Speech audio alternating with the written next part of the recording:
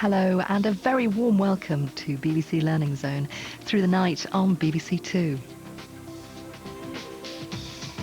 And taking us through until 6 today, we've got programmes for schools. So we're going to knuckle down to a bit of revision today with the help of Bitesize. We're diving straight in now with Key Stage 3 Science 1, covering biology and chemistry. And then it's GCSE Science at 4, and again it's biology, concentrating on cells, humans, plants and living things in their environment.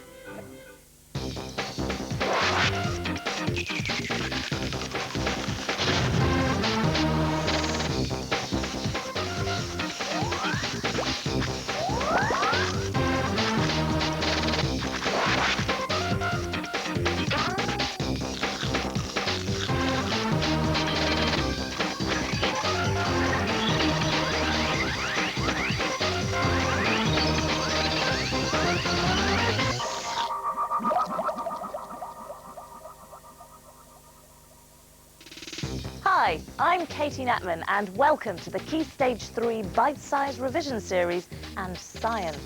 I'm here to help you get through all that revision material, sort out those tricky problems and give you loads of practice with test questions. In this series there are a number of science revision programmes with units covering most of the main areas that you need to revise for the tests coming up. So if you want some help with science revision, keep watching. The programmes have been designed in bite-sized chunks, and at the start of each unit you will see this main menu, so you can keep track of where you are in the programme. These are the subject areas we're going to look at in this programme. Biology is split into 6 units, which will look at the key revision points you need to know in order to answer biology questions, followed by 2 of the chemistry units. The survival guide to the test will show you how to revise and prepare for those all-important test papers. Each unit has a start time, so you can work your way through the programme, or you can fast forward to view the one you need the most help with. By using the on-screen timer, you can keep track of where you are in the programme. There's also a Key Stage 3 bite-sized book that goes with these programmes, and our own unique website which has lots of practice questions. Whenever there are direct links with the book or with the website, you will see these icons on the screen. Within each unit in this programme, we have also highlighted the crucial facts. So you'll know that these points are the most important things to remember. You might like to jot some of them down, so why not have a pen and paper handy? And for answering typical test questions, we've added this.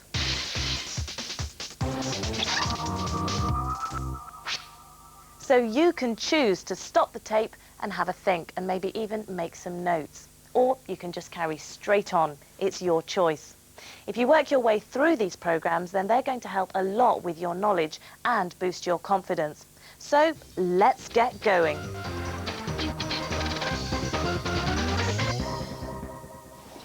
The 2 science papers you'll be taking are both 1 hour long and are taken on the same day. The science tests cover all of your work from Year 7, so it's a good idea to go over all your notes made 1 and 2 years ago, as well as your most recent notes. These programmes are designed to support students working towards levels 4 to 6. But where on earth do you start when you've got this lot in front of you? Revising is a skill that you need to learn, and if you start now, it'll make revising for those other exams ahead of you a whole lot easier. So, with this lot, the first tip is to get organised.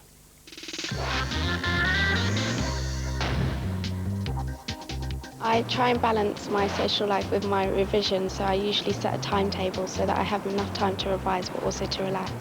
Okay, there's a lot of material to revise for Key Stage 3. Try to make your revision active. Don't just sit and read the book.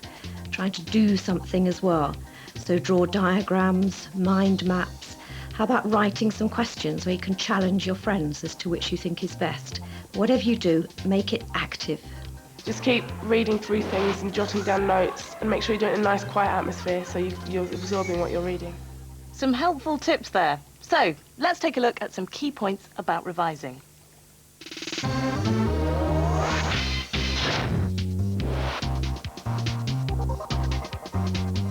Make a revision plan for all your test subjects at the same time. Make sure you start your revision at least 2 months before you take your test if you possibly can.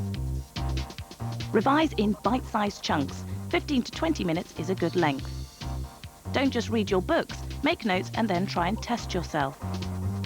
And finally, remember to keep calm and try to get a good night's sleep before the test day. The most important thing is preparation, and these revision programs will help you do just that.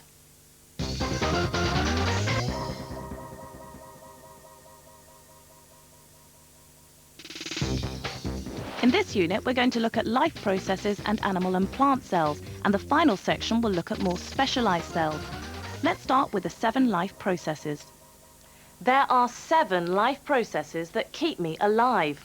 The most obvious ones are respiration, movement, and eating. That's nutrition. Those 3 are the most obvious, but let's just run through the whole list as a reminder. You might like to jot them down as we go through. Movement, where muscles contract and parts of the body move. Reproduction, all living things need to produce young. Sensitivity, all living things can detect changes and can respond to most of these in order to survive. Growth, organisms that are born small need to grow into adult size, particularly when an individual is young. Respiration is a process by which energy in foods is released in cells. Excretion, waste products produced by the body need to be removed. And finally, nutrition. Food is needed for new body structures, energy, growth and repair. So that was all 7 life processes, and there's an easy way of remembering them.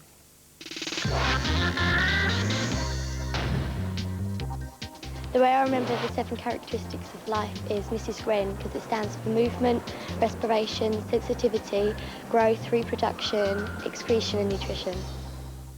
Remember, all 7 of these life processes also apply to plants, including moving and responding. Let's take a closer look. This is a radish. Doesn't seem to be able to do or respond to anything. But look at this. This radish has been reacting to the stimulus of light. In growing, it weaved towards that stimulus over 4 days. Many plants respond like this, but it happens so slowly you don't notice.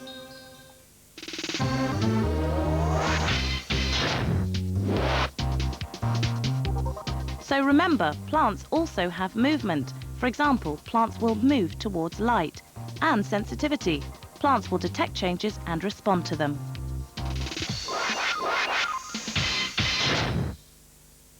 Why is a motor car not a living thing? It moves, it needs food, it excretes, and it could be sensitive to changes. So is it living? Good one. Why not have a think? So, why is a motor car not a living thing? As you probably picked up, a car is not a living thing because it doesn't fulfill all the 7 life processes. It doesn't respire, grow, or reproduce. The marks rewarded are written on the paper, and for this answer, 1 mark is given. All living things are made up of cells. They're the building blocks of life. And we ourselves are made up of around 100 billion of them. Some cells, like the ones in this red onion, for example, can be seen under an ordinary microscope. To find the right layer, you need to cut a few centimeters into the onion. And if you look at one of these inner layers on about 50 times magnification, you can clearly see the cells. But can we see any of our own cells? Now, I must do this right. Cotton buds.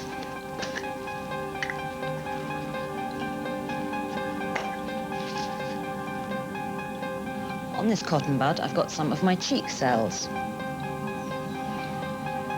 I'm going to use some of this blue stain because it helps show up the cells. And then put on the cover slip. There.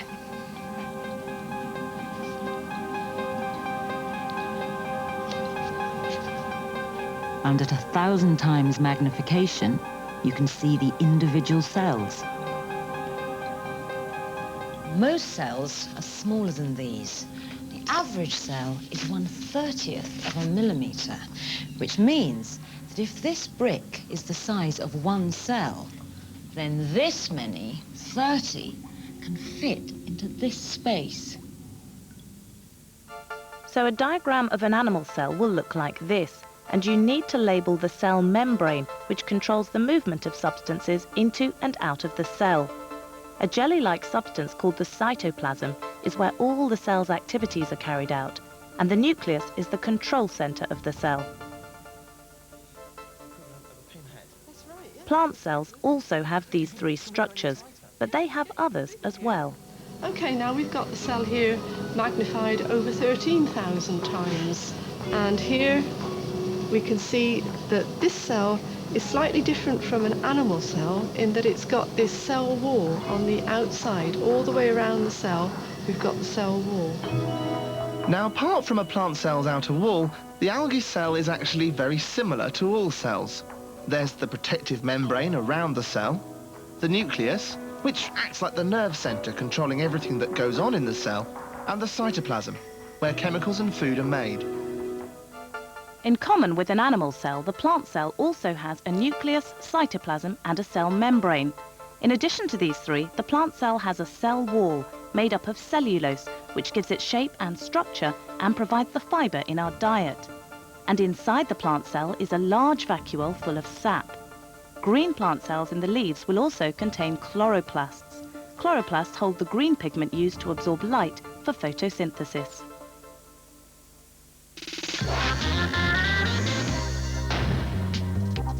Pick a topic, read it through, make sure you understand it. Take cells, for example. Make sure you know the difference between plant and animal cells. Make sure you know the structure of a cell. The differences between animal and plant cells are that they both have cell membranes, but only plant cells have cell walls and chloroplasts for photosynthesis.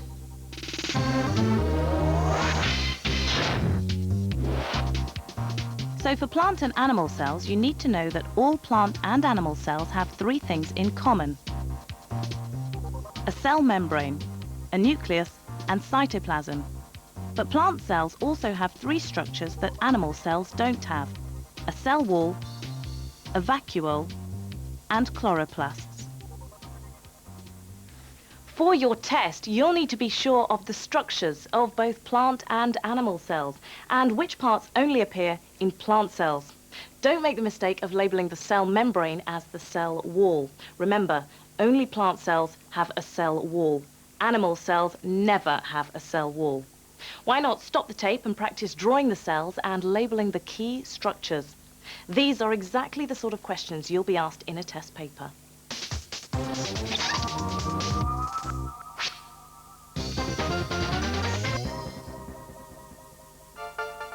Many cells, like these nerve cells, are highly specialized to do a particular job. We say they are adapted to their function. These plant guard cells have a different shape, but will still have all the cell's structures. The different shape of each cell allows it to fulfill its specialized role. These are plant root cells. And these are human muscle cells.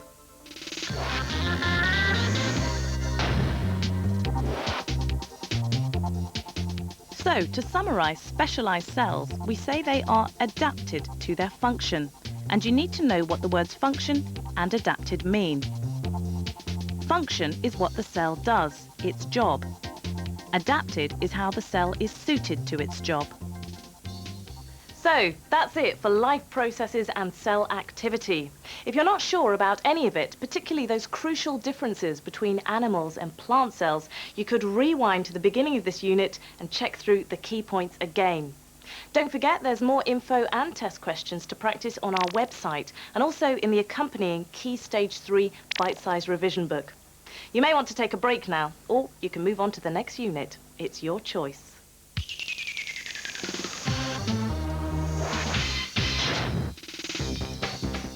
Humans as organisms is split over the next 2 programme units.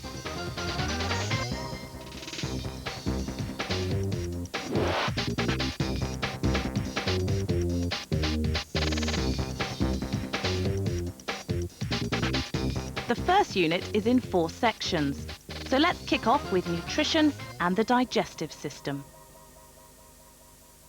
We humans need 5 different food types, and they're all essential for healthy life. And in this country, they're relatively easy for us to get hold of. But what if you have to take everything with you for several months? Then it requires some careful thought. In this next clip, make a note of all the different food types that are mentioned. So we've all got to eat. But what if you're at sea? You only get to eat what you've remembered to bring. That's true of the people I've come to meet. They're about to start off on a yacht race around the world, and I have brought them some supplies. The crew are certainly going to need to eat healthily, and they've had to think carefully about the food they're taking on the trip. The nutrients our body need could be put into groups. Carbohydrates, proteins, fats, and of course vitamins and minerals. Carbohydrates provide readily available energy, and we need a lot of carbohydrates. We use up a lot of energy sailing, so we have to eat twice as much as we do on shore. But the trouble is, the food rich in carbohydrates that I've brought the crew are either too heavy, too bulky, or would go stale. Almost all the crew's food is freeze-dried, from fruit and yoghurt to their omelettes, and even this stroganoff. The meat in this provides a source for another nutrient, protein, which is vital for our cells to grow and to help build new cells. The crew are going to be sailing close to the Antarctic, and there the cold will mean they'll be relying on their body fat to keep warm. Fats are found in foods like biscuits and butter. Fats are a good source of energy, releasing energy more slowly than carbohydrates. Well, it's not bad. Can you get everything you need for a healthy diet from this freeze-dried food? Not quite. We need a lot of different vitamins and minerals. They do different jobs in the body. They're usually in a balanced diet, but when food is freeze-dried, it's destroyed. Fresh fruit and vegetables are the best source of vitamins and minerals, but what I've brought would perish and is still too heavy. So we have to have all our vitamins in a tablet form like this. But I'd rather eat fresh food any day. But we're prepared to do this to win the race. So, have a go at writing the different food types down.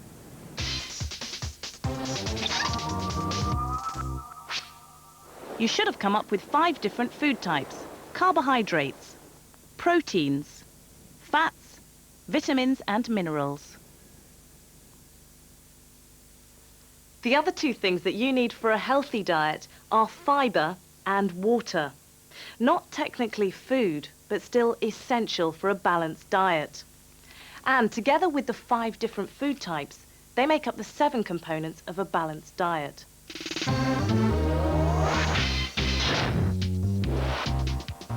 For your test, you should know the 7 components of food and what we use them for. Carbohydrates are used for readily available energy. Proteins for growth and repair. Fats are a supply of stored energy and insulation. Vitamins and minerals we need in tiny quantities for cell chemistry, and minerals for healthy blood, bones and teeth.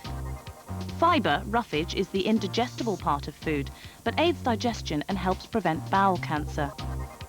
And last, but by no means least, water, which is essential for life, and we need lots of it to replace all that is lost through excretion and respiration. But to turn this list into soluble substances that the body can use, the process of digestion needs to get to work. She might not realise it, but her investigations have just started. She's taking the first steps in breaking down of her food. The mouth is like a chopping board. Well, it is. The teeth chop up the food and grind it to a pulp. It's a very physical process. Chewing also increases the surface area of the food, which helps the first chemical processes of digestion. And that's where saliva comes in. Wonderful stuff, saliva. Food's got to be broken down chemically so that the large molecules of food can be changed into molecules small enough to be absorbed by the body. Saliva contains an enzyme which starts breaking down the starch in the bread and chips into sugars the body can actually use. There's still more breaking down, more digesting to do. Once the food reaches the stomach, glands in the stomach lining secretes a liquid called the gastric juice, which helps break down protein. Everything's mixed together and churned up by the muscles in the stomach wall. A lot of the carbohydrates and some of the protein have been broken down, but hardly any of the fat from the food's been digested yet. Can eat another thing. Oh. So, now the food's in my stomach, the proteins and carbohydrates are breaking down. But what's next? Well, it all moves on to the small intestines. Ah, the duodenum. What happens there? This is where the fats in the burger are broken down. Bile, which is made in the liver, together with enzyme, this time from the pancreas, break down the fats. These enzymes from the pancreas complete the digestion of the rest of the carbohydrate and the proteins too. So, in the duodenum, fats are dispersed into tiny droplets. Carbohydrates and proteins are digested here too. All the nutrients from your digested foods passes through the walls of the ileum to get into your bloodstream. This means at last the body can actually make use of the nutrients. By the end of the small intestines, nearly all the nutrients from the food have been absorbed into the blood system. So, by the time the foods pass through the ileum, they're broken down enough for the nutrients to be absorbed into the blood. And it's on to the last stage of digestion. The large intestine. But what's actually left by now? All that's left is a little water and undigested food. Fibre, for instance, which helps to keep the feces moist. So there's not much of Femi's burger left. A little bit of water which has been absorbed through the walls of the large intestines. The remaining material, the feces, becomes a little bit more solid. And that passes out of the body through the anus. So, there you have it, the complete digestive process of a hamburger, described by Rusty the chef. Perhaps I'll eat it later. You need to remember that the point of digestion is to break down our food into simpler substances that the body is then able to use. So the question is, what are the different ways in which food is broken down? Well, there's certainly more than one. Stop the tape if you want to work out your answer.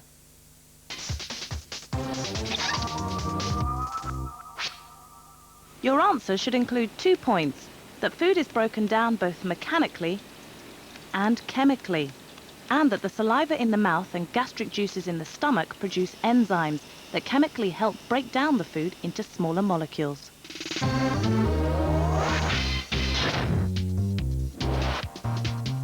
Remember, digestion is the process where complicated food substances are broken down into simpler, soluble foods which can be used by the body. That's it for nutrition and digestion. But if you weren't sure of any of the facts, then why not rewind to the beginning of this section and look through it again? Or you can go straight on.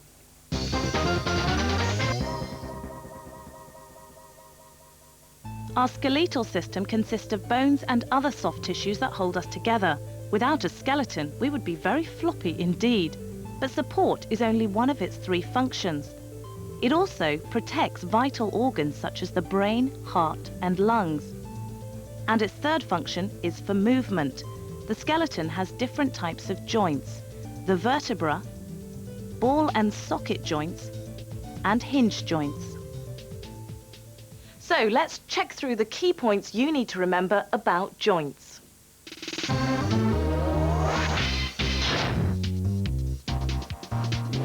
Joints are points in the skeleton where two or more bones meet, and there are three types of joints you should know about. The hinge joints at the knee and elbow, ball and socket joints at the hip and shoulder, and partly movable joints between the breastplate and the ribs and between the vertebrae. But how do joints help us to move, or do anything for that matter?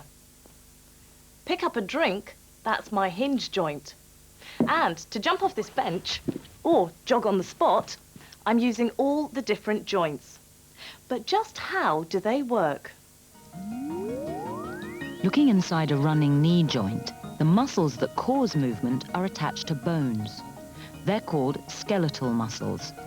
So it's skeletal muscles that move your body, and they work in pairs.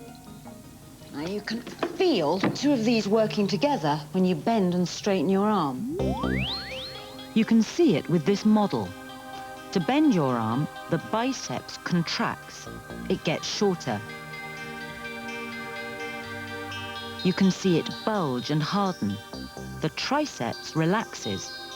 As a result, the biceps pulls the bones together and the arm bends. To straighten your arm, the opposite happens. The triceps contracts and the biceps relaxes. This pulls the bones straight. Muscles can only contract and pull bones, never push them. So now some facts about movement you really need to know.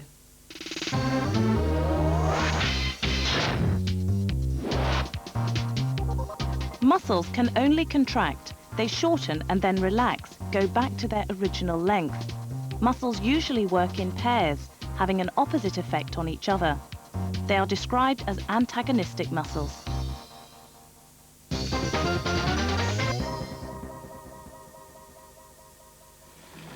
Respiration and breathing are two processes that can be confusing. So let's sort out what we mean by those terms. For a start, they are very different. Let's look at respiration first. To continue cycling, let alone do anything else here, I need energy. And where do I get my energy from? I need a supply of oxygen to release the energy from the food I have eaten. And as a result of a series of chemical reactions, complex molecules are broken down into simpler ones. And in the process, energy is released. Now that is respiration. Breathing, using my lungs, is simply how I get the oxygen into my body. Whew, it's hard work, this. Okay, here are some definitions.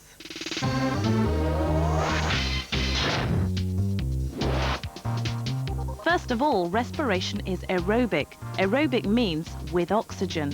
And aerobic respiration is the process by which living organisms use oxygen to release energy by breaking down complex molecules into simpler ones.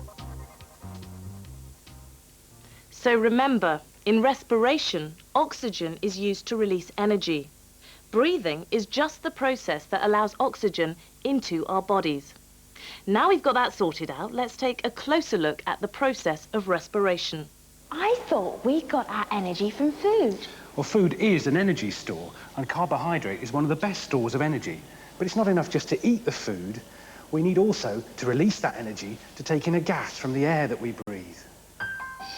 Air is a mixture of different gases.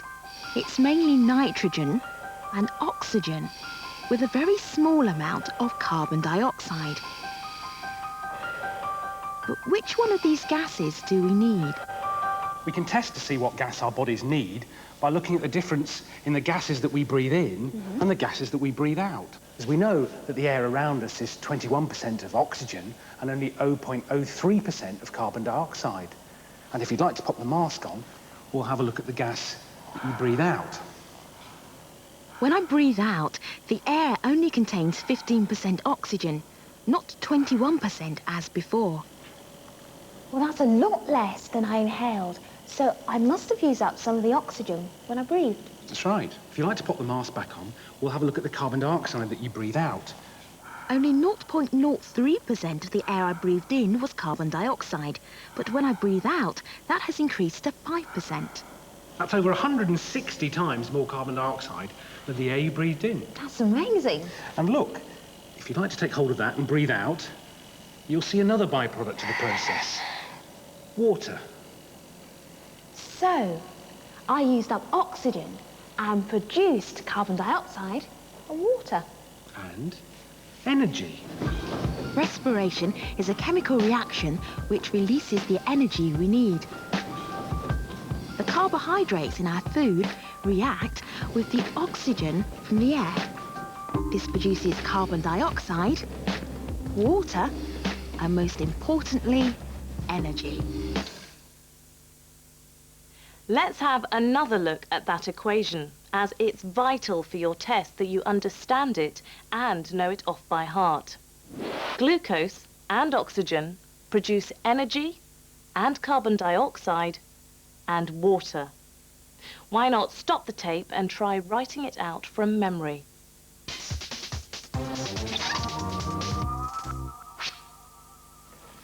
So far, we have seen how oxygen is used to release energy. But how does the oxygen reach the cells and tissues in the first place? Air goes down your throat through a pipe called the trachea, which branches into two bronchi, one bronchus into each of the two lungs. These in turn branch into a network of smaller tubes called bronchioles. Oxygen is absorbed into the blood and carbon dioxide passes out in the air sacs. You need to know the structure and function of our lungs. So if we're going to draw a sketch of our lungs, we would need to include the trachea dividing into the two bronchi. Inside each lung, the bronchus divides into many bronchioles, and at the end of the bronchioles are air sacs called alveoli.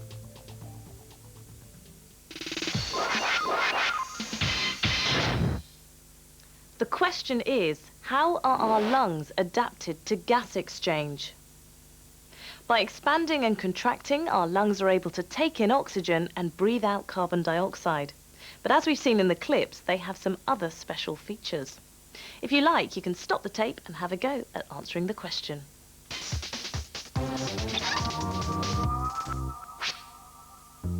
So, how are the lungs adapted for gas exchange? Your answer could include 4 different points. 1, they have a huge surface area. 2, a massive blood supply.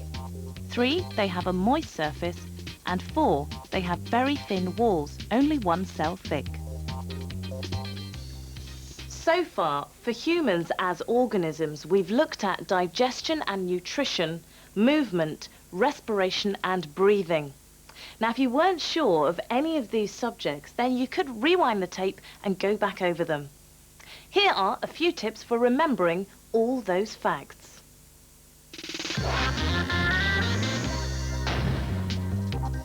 Find somewhere quiet to revise. Maybe in your room, somewhere where you can sit down, spread out your work before you. Make sure you don't have any distractions. No television, no radio, no magazines within view, so it's just you and your books. Don't panic about your test because it will probably just make you more nervous when you come to sit them, and just try your best. Just relax because the week goes really quickly, and if you worry too much about them then you won't do as well as you can.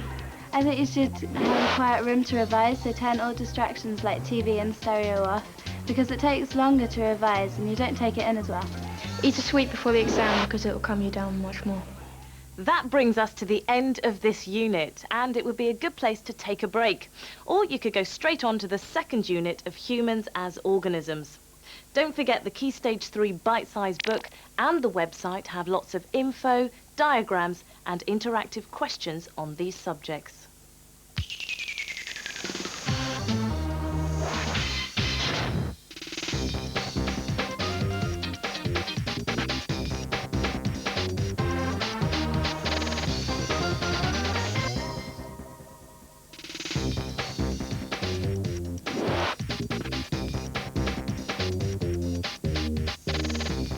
Part 2 on humans as organisms has 5 sections.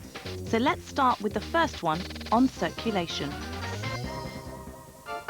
The heart and blood vessels provide a root system around the body, but it is the actual blood which transports oxygen, food and hormones to parts of the body that need them, and waste products are carried away. These substances join and leave the blood at thin-walled blood vessels called capillaries. You can see the blood moving through this network of tiny vessels.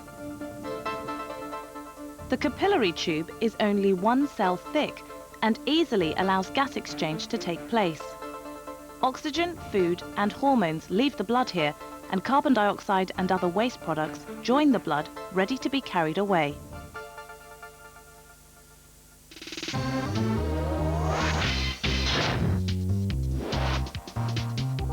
Blood is a transport medium which carries food, oxygen and hormones to the parts of the body that need them.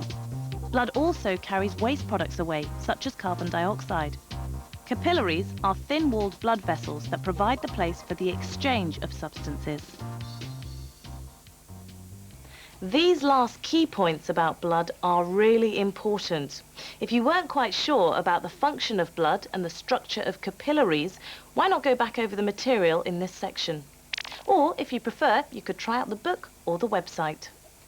The subject of reproduction in humans is quite complex, so we have split it up into 2 sections with several bite-sized chunks, so you can concentrate on one bit of it at a time. First, adolescence and the menstrual cycle. When a human's reproductive organs become mature and physically the person changes from a child into an adult, this period of time is called puberty. Boys usually start to produce sperm between the ages of 12 and 16. Girls start to release eggs, on average, between the ages of 11 and 15. During adolescence, which follows puberty, there are many other changes that happen to our bodies, both physical and emotional. And these changes are caused by very small amounts of very powerful chemical substances called hormones. In the next clips, we're going to run through many of the changes that happen to both girls and boys. So why not make a note of all of the ones that you notice? So first, the key changes that happen to boys. At puberty, testes start to produce sperm. The secondary sexual characteristics then develop. The muscles and penis grow bigger. The voice becomes much deeper, and pubic, facial, and underarm hair grow. And now the changes that happen to girls. At puberty, the ovaries start to release eggs once a month. The secondary sexual characteristics that follow are that the breasts start to develop, the hips get broader, and pubic and underarm hair grow. You also need to be able to sketch and label both the male and female reproductive system. In the male sketch, you need to remember the penis, testis, sperm duct, and urethra. And in the female reproductive system, make sure you label the ovary, fallopian tube, uterus, and vagina. And remember, always use a pencil and a ruler for labeling diagrams. Why not have a go and practice drawing them?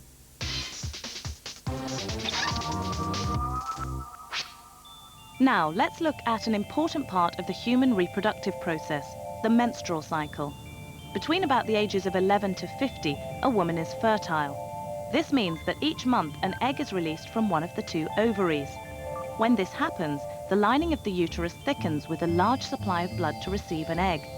If the egg is not fertilized, the lining of the uterus breaks down and passes out of the vagina. This monthly bleed occurs on average every 28 days and is what we call the menstrual cycle.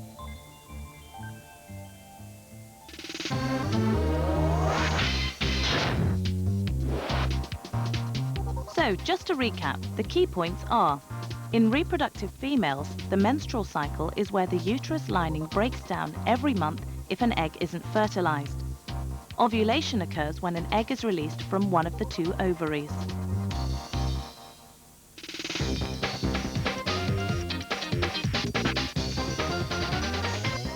If sexual intercourse takes place and the egg is fertilized, then the lining of the uterus stays intact. It doesn't break down. The blood supply to the lining increases, ready for a fertilized egg. Fertilization is the stage of reproduction that we're going to look at next. If intercourse takes place, fertilization may occur. The sperm released from the penis swim along the fallopian tube, There they may meet an egg.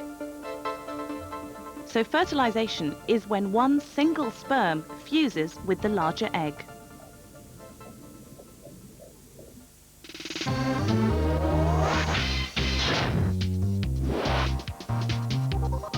Fertilization is the point where one sperm embeds into the large egg and successfully fuses. Now the uterus wall remains intact and the fertilized egg cell starts dividing and embeds itself into the uterus lining. For your test, it's really important that you know the order of events in reproduction well. So the sequence of events goes like this: ovulation, and then, if intercourse occurs, fertilization. That's the fusion of the sperm and egg taking place. Then cell division to form a ball of cells, and after that, implantation into the thickened uterus lining. Let's look more closely at what happens after fertilization has occurred. And we find the embryo, focus on it, set the video recorder going so that we have one shot every 2 seconds, and we leave the embryo there for about a week. What you start off with is a fertilized egg, which is a large cell, and this cell will divide about once every day initially, and these cells carry on dividing until there are about 8 or 16 cells about 3 days after the 1 cell stage, and then finally it gets to the stage where it wants to hatch out of the jelly coating that has been protecting it during earlier development, and then it's ready to implant in the lining of the womb. We're going to move on to look at how the growing fetus develops and the importance of the placenta. After about 9 weeks, the limbs are visible and the embryo becomes a fetus. The heart needs to be powerful enough to pump blood not only round the embryo's body, but out to the lining of the womb. This particular blood vessel extends from the embryo to a remarkable structure, the yolk sac. Although there's no yolk inside, the embryos of other animals from which we have evolved are nourished by food stored in the yolk sac. Human embryos, however, obtain their food by way of the placenta. Blood vessels from the embryo spread out across the lining of the womb. Here, the placenta develops to provide the interchange of food, oxygen, and other substances between the mother's blood and that of her growing baby. The arteries and veins join to form the major vessels of the umbilical cord, the lifeline between mother and baby. The placenta brings the fetal blood into close contact with the mother's blood, but the two don't mix. The blood passes to the fetus via the umbilical cord. The placenta also acts as a barrier to some harmful substances, such as pathogens and some drugs.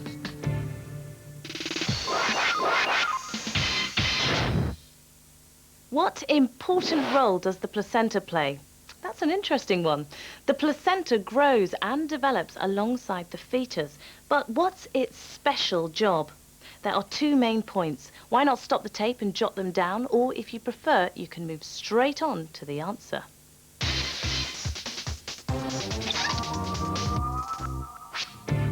So, what important role does the placenta play?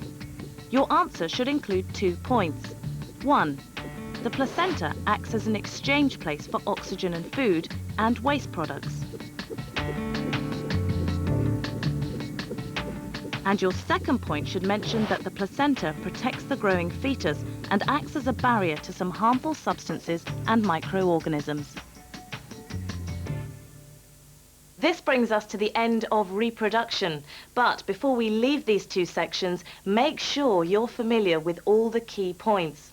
If you're not sure, you could rewind the tape and go through them again. Don't forget the book and the website, and now here are a few top tips that might help you as well.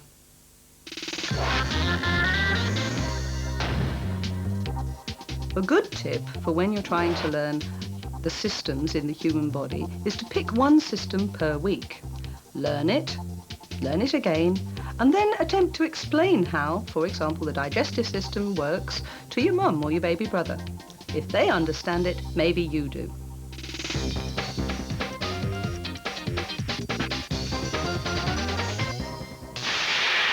This is a man of 53 who smoked himself to death 20 years too soon because he's been smoking and he developed a cough and produced some blood and went to his doctor who did a chest x-ray and showed indeed there was a tumour.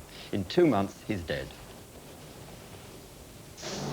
Although nicotine is poisonous, you can't get enough from smoking to kill you. There are many other chemicals in cigarette smoke, and they are grouped together as tar.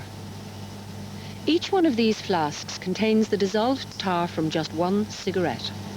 This is an example of tar. This thick, black, treacly substance has over 4,000 chemicals in it. We know that it causes cancer. We know that it causes a narrowing of the airways into the lungs. We know that it causes an increase in mucus production. And we certainly know that it damages the little hairs that line the lungs, which help to protect the lungs from dirt and diseases. We've seen from the clip that different chemicals produced by smoking have long-term effects on health. Let's just check through the key points.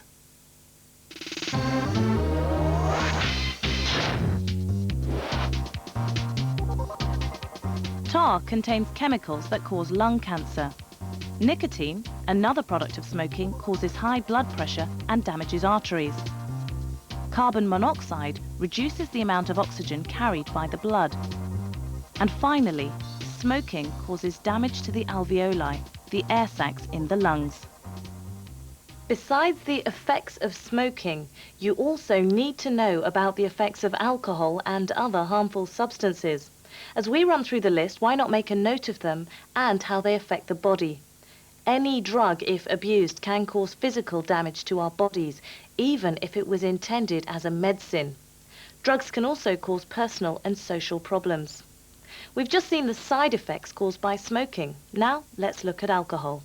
Large quantities of alcohol will slow down the drinker's brain, making them clumsy and slow to react. Continued abuse over a long period will result in damage to the liver and the brain.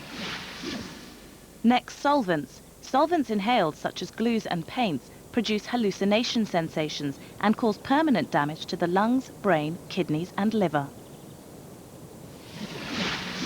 Then other drugs such as heroin, cocaine and ecstasy.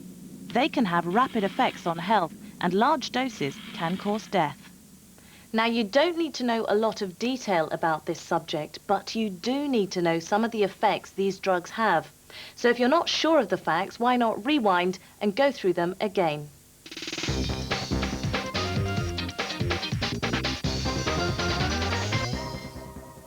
Every day, life exposes us to other threats to our health, and one of the other major causes of ill health is microorganisms. Not all microorganisms are bad news, but the ones that are called pathogens, and there are two main types: bacteria and viruses. In reality, viruses are 100 to 1,000 times smaller than bacteria. And even with bacteria, if we put 1,000 of them end to end, they would only cover 1 millimetre. So let's look at bacteria first. Bacteria are single-celled microorganisms. They vary in shape and have no distinct nucleus, but their genetic material is within their cell walls. They can reproduce rapidly and can give out poisons or toxins. Most bacteria are killed by antibiotics.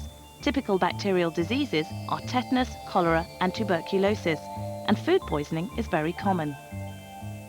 The second type of microorganism is the virus. The common cold, flu or measles are all caused by viruses, and the main difference between a virus and a bacterium is that the virus does not have a cell wall, only a protein coat surrounding a few genes. For viruses to live and grow, they have to take possession of a living cell, and once they are inside the cell, this is where they set about their destruction and reproduce rapidly. They are completely unharmed by antibiotics, which only work with bacteria, but it is possible to use vaccines for some viruses. Again, like your knowledge of drugs, you don't need to know a lot of in-depth knowledge about bacteria and viruses at this stage, but it is good to know some of their characteristics and, importantly, the differences between them. Let's check through them again.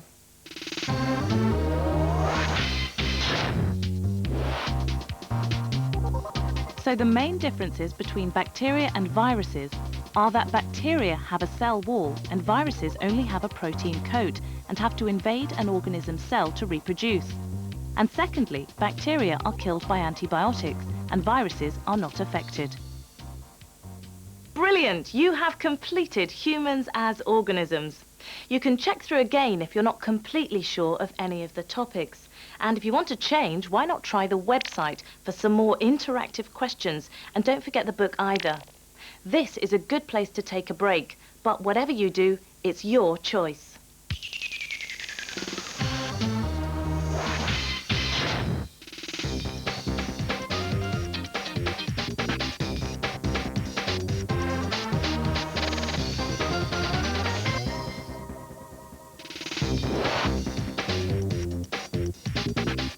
This unit is going to look at some of the main characteristics of plants as living organisms. So we'll start off with photosynthesis and respiration.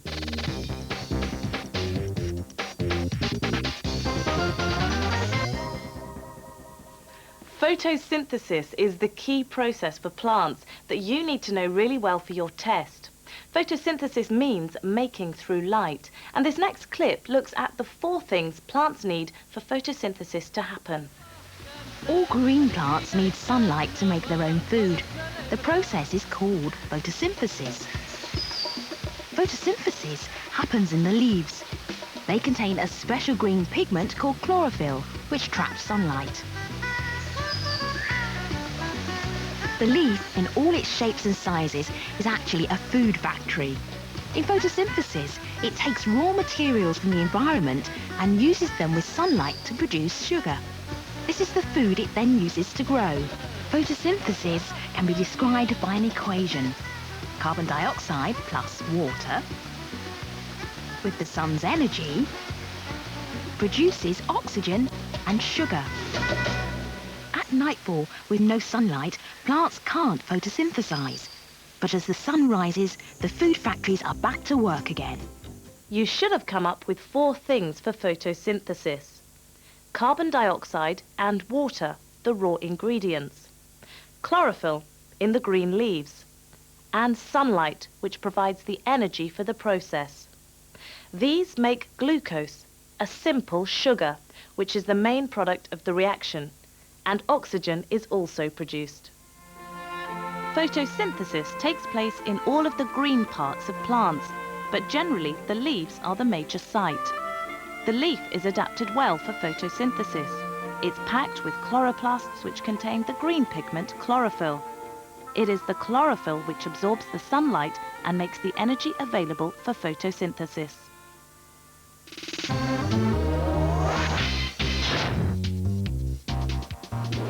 This word equation is really crucial for your test. Carbon dioxide and water in the presence of sunlight give glucose and oxygen. You need to know this off by heart, so keep practicing. Why not write it out until you have no problems remembering it? Just like animals, when plants respire, they use oxygen in the air and produce carbon dioxide and water. But in the light, plants photosynthesize too. So to investigate the gas exchange and respiration alone, I'll have to do the next experiment in the dark. No light means no photosynthesis. This cylinder passes pure oxygen down this tubing into a bell jar. There's no carbon dioxide in there at all. Another tube passes the outlet gas through this bicarbonate indicator. Left overnight, if the plant is producing carbon dioxide, the indicator will turn yellow.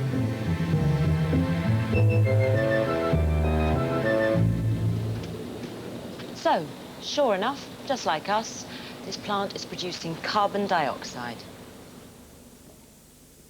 Plants not only respire at night, but during the day as well. But why do plants need to respire? Plants need to respire to release energy from the food they have made and stored. And they need energy to grow, to take up minerals, reproduce, move, and make specialized cells.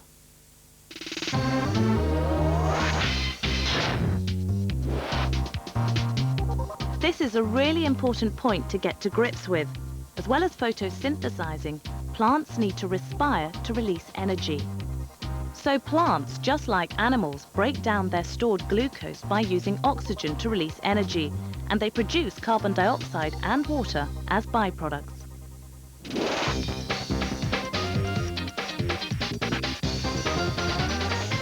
So, as we know from that crucial word equation, photosynthesis produces glucose, a type of sugar. But plants need more than sugar to survive. A sunflower might produce this much sugar in perfect conditions on an 18-hour sunny day.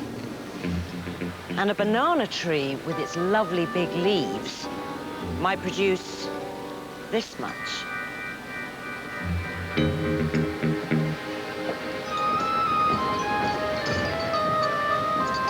And this youngster, with 100,000 leaves, can produce a massive 30 kilograms of sugar in a day. Besides the glucose that plants make from photosynthesis, plants also need other nutrients in the form of mineral salts for healthy growth. They absorb these essential nutrients using their roots, and we're about to look at those in more detail.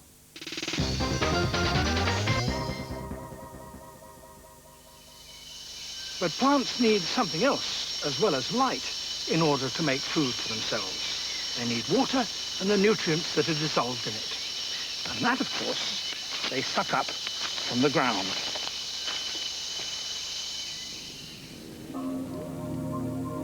The roots with which they do so probe downwards, seeking moisture. To get that, they have to position themselves with just as much accuracy as the leaves do when finding light.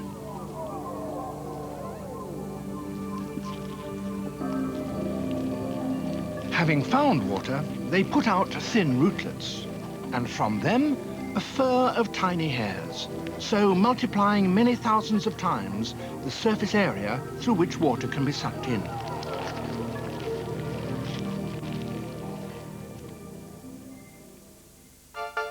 A diagram of a root hair cell will look like this.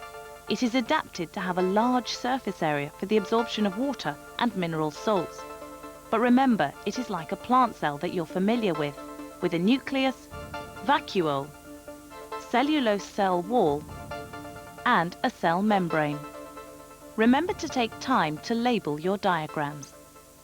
So, in these last two sections, you need to know for your test that nutrients are required for plant growth and that plants have specialized cells called root hairs which very efficiently absorb water and mineral salts from the soil.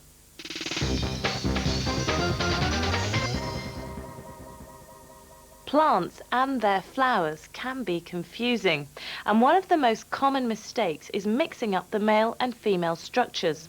So we're going to go through the parts of the flower and how plants reproduce step by step. Let's start with the structure of the flower. Now this is the male part, or stamen, and it produces the male sex cell, pollen. And pollen is made in here, in the anther, on the top of this filament. And this is the female part, or carpel. And it produces the female sex cell, or egg, in the ovary.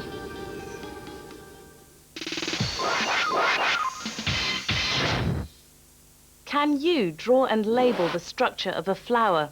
As this is the kind of test question you're likely to get.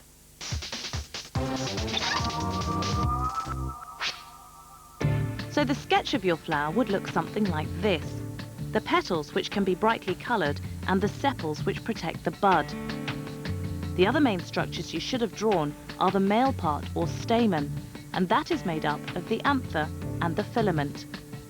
The female part is called the carpel, and is made up of the stigma, style, and ovary. And in the ovary is the ovule, which contains the egg. So how does the male part of the flower fertilize the female part? Now, in flowering plants, sexual reproduction takes place in two stages. The male pollen has to reach the female stigma. And this first part of the process is called pollination. Now, plants can pollinate themselves, and this is called self-pollination, but most of the time they don't. Mostly, the pollen travels from one plant to another and pollinates that, and this is called cross-pollination. But how does the pollen get from one flower to another? There are two main ways that pollen travels from flower to flower, either by the wind or by insects. Wind-pollinated flowers have dull, tiny petals and no scent. The anthers hang outside the flower, shedding pollen that's dispersed by the wind and is picked up by the feathery, sticky stigma.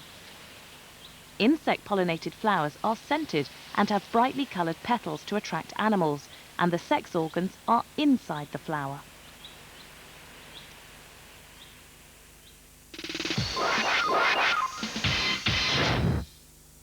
Write down two differences between wind and insect-pollinated flowers. If you're not sure of the answer, why not rewind the last clip and make a note of all the differences between wind and insect-pollinated flowers? Or if you think you know, stop the tape and answer the question by making your list.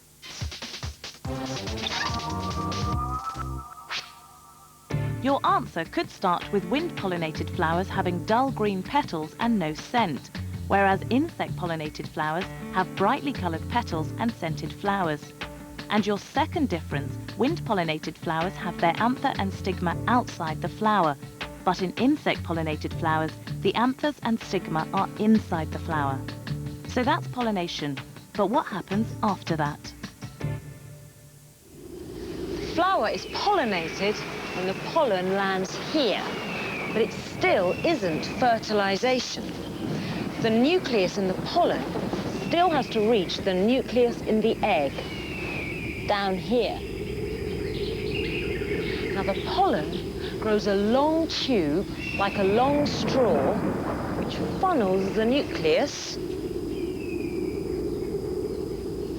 to the egg. Seen under a microscope, these pollen grains are germinating. Pollen tubes are growing from the pollen grains. The nucleus from the pollen, the male gamete, passes down the tube on its way to the female gamete, where they will fuse and fertilization will be complete.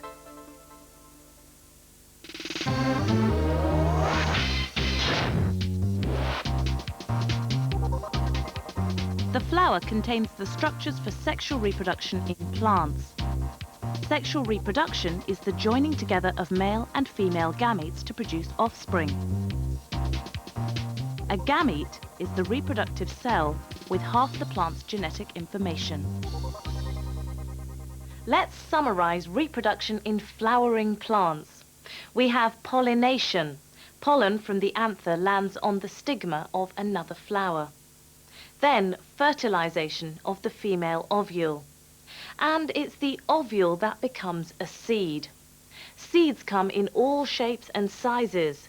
They're miniature life support systems packed with nutrients to help the growth of the seedling in its early days. But the seed is not the end of the story. For successful reproduction, the plant has another trick up its sleeve. After seed formation, the seeds are then dispersed, either by the wind, sycamore seeds act like helicopter propellers, and the feathery parachute of the dandelion seeds means these seeds are taken further away from the parent plant. Or seeds can be dispersed by animals. The hooks on cleavers attach to animals, and hazelnuts are stored away by squirrels.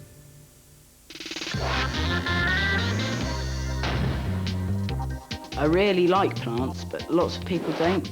They don't seem to realise that they are actually the things that keep our planet alive, with the gas exchange from carbon dioxide into oxygen which takes place in their leaves. Plants carry out the very important process of photosynthesis, and they carry out respiration too. They need energy from respiration for growth and for reproduction. That's it for plants as organisms. Don't forget, you can play back any sections you're not sure of, and you could check out the Key Stage 3 bite-sized book and website for more information and practice questions.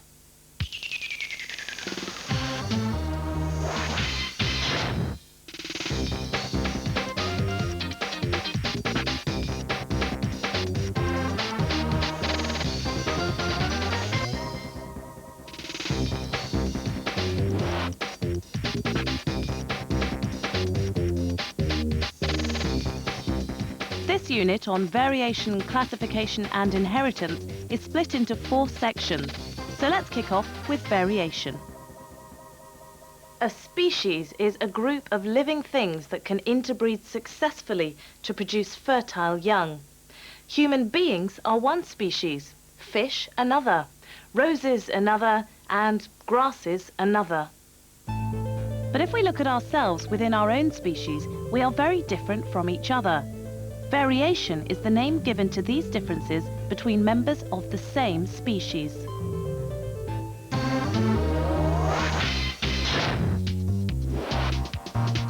A species is a group of living things that can interbreed, and a species has the same features.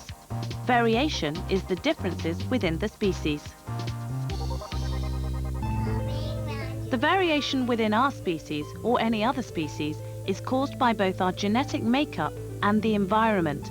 And it's these genetic and environmental factors that we're going to look at next.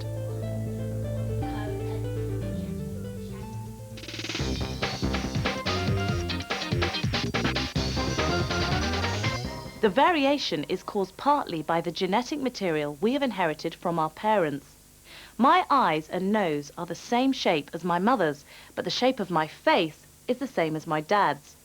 We say these characteristics are genetic. They are decided by the genes we have inherited from our parents. The genes that carry the blueprint of our inherited features can be found inside the nucleus of every cell in our bodies, and it is our genes that determine many things about us.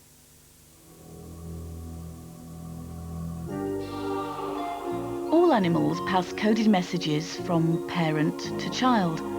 Messages instructing the growing fetus to develop blood cells, bone cells, or brain cells. And these messages are called genes.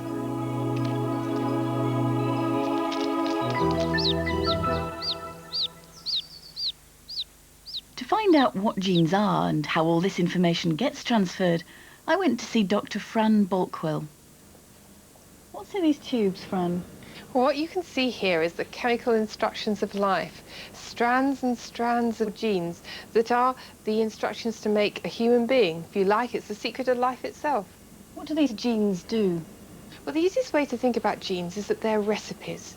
Genes are recipes for making proteins. Now, each gene in your body is a recipe for making one protein. It could be a protein that makes your eyes the colour they are, a protein that makes your skin the colour it is. All in all, you've got about 100,000 gene recipes in your body. Exactly. Where do we find these genes? It's very easy in every single one of your cells. Look at my finger, for instance. There's about 10 million cells in my little finger, and every one of those cells has got an identical copy of all the genes that are necessary to make me. So, everything about you and me, eye colour, hair colour, blood group, are all decided by the genes we inherit. Well, not quite everything. Environmental causes also affect variation, the differences between us. Environmental causes of variation are due to the circumstances and conditions of our upbringing. Exercise and diet are obvious examples of different lifestyles. But how about intelligence, athleticism and personality? These are combinations of both genetic and environmental causes. Plant variations within a species are also due to their genetic makeup and the environment. But unlike animals, environmental conditions have a much greater effect on how a plant turns out. More sunlight, more soil nutrients and more water can make one plant twice as big as another.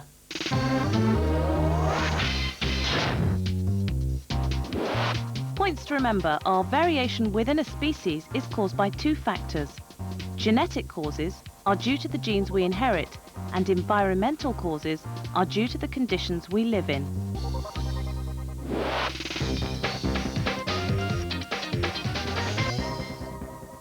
By taking advantage of variation within a species over hundreds of generations, new varieties can be bred with desirable features. This is called selective breeding, and we can see it all around us. Let's look at a species more familiar to us. There's a huge number of different breeds of dogs, And these exist because people have selected different dogs and bred them in the hope of getting puppies which have inherited certain qualities from each parent. This is called selective breeding, when plants or animals are crossed to retain or emphasize a particular feature. It's hard to believe that this tiny chihuahua weighs about the same as a bag of sugar, shares the same ancestor as this huge Great Dane. She weighs about the same as a large person. That common ancestor is a wolf. Although these might look like huggable pets, only after centuries of selective breeding have these wild and ferocious animals been tamed into the dog we can live with. Now, you don't need to know a lot about this subject, but remember, selective breeding doesn't just apply to dogs. Many of our domestic livestock, fruit, vegetables and grains have been selectively bred over thousands of generations to produce the desired result.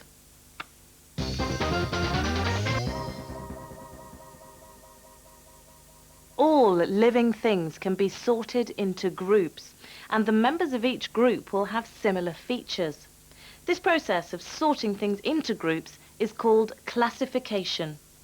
This means that different species that are quite similar to each other can be put into larger groups, and we can first divide up all living things on Earth into an animal kingdom and a plant kingdom. These kingdoms can be further split up. For Key Stage 3, you need to know about the animal kingdom, how it is divided up and why. First, it can be clearly grouped into two, between animals that don't have a backbone, invertebrates, and animals that do, vertebrates. For your test, you don't need to know all the names of the invertebrate groups. If a question comes up, you'll often be given a table with their names, but it's a good idea to be familiar with some of the species.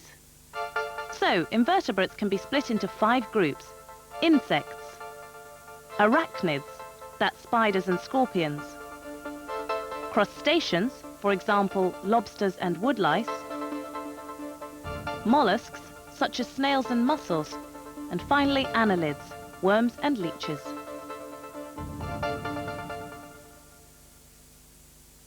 Vertebrates, animals with backbones, which includes us, are split into 5 main animal groups according to their major characteristics. And for your test, you'll need to know these well and understand how the groups have been divided up. Why not stop the tape and see if you can write down the 5 groups?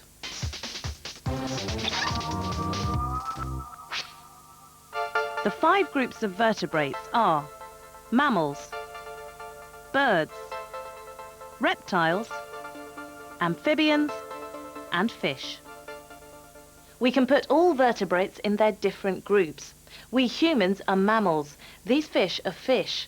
But what do Goldie and his friends have in common with other fish? And what makes me a mammal?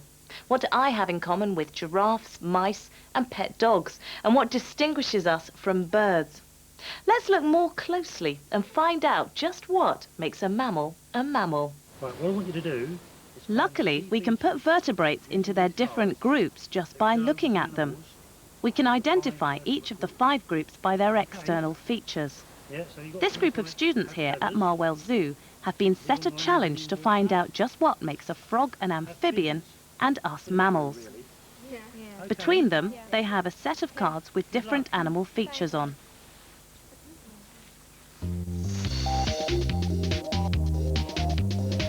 At the end of our challenge, we will know just what makes a mammal and a fish a fish. One of the head keepers at Marwell Zoo, Jeff Reed, is going to help them along the way. Oh, here you go, fish.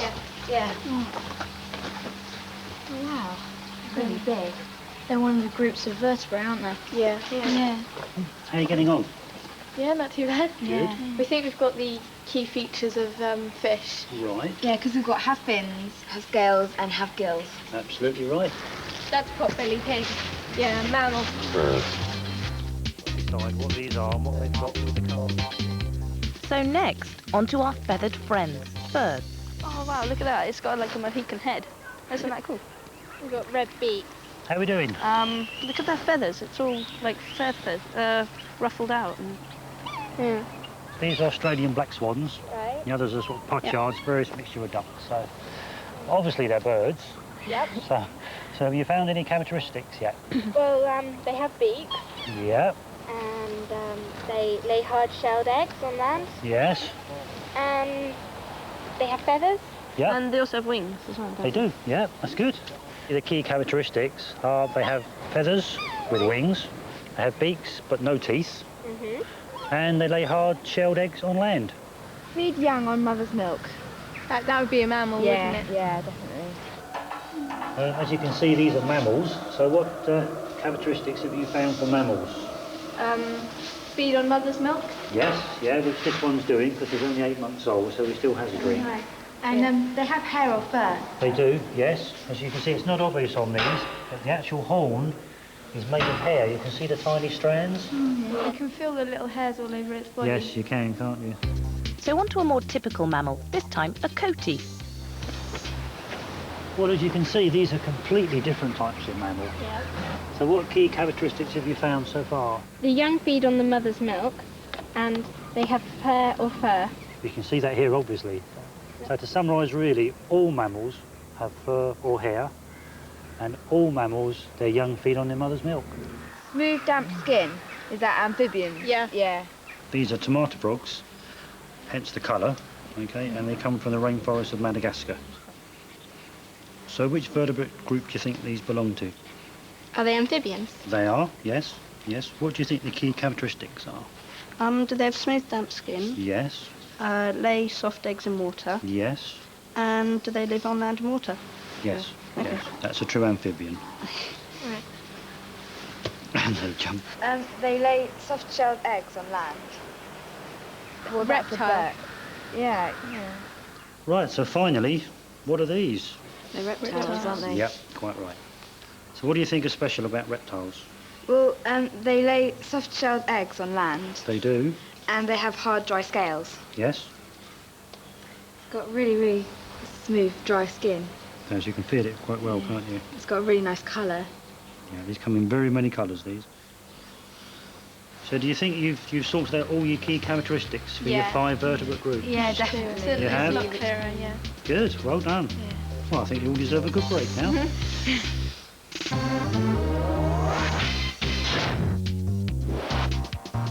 So the key features of vertebrates you should know are fish have fins, scales and gills and live and breed in water. Mammals, which includes us, are covered with hair or fur and mothers suckle their young with their own milk.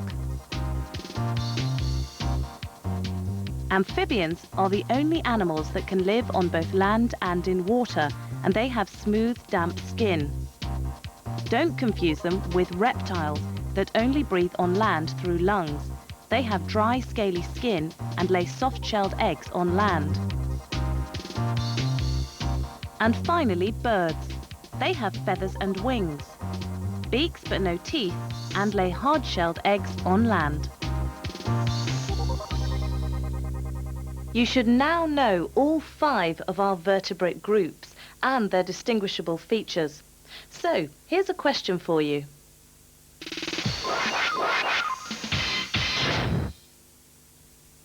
What group does a crocodile belong to?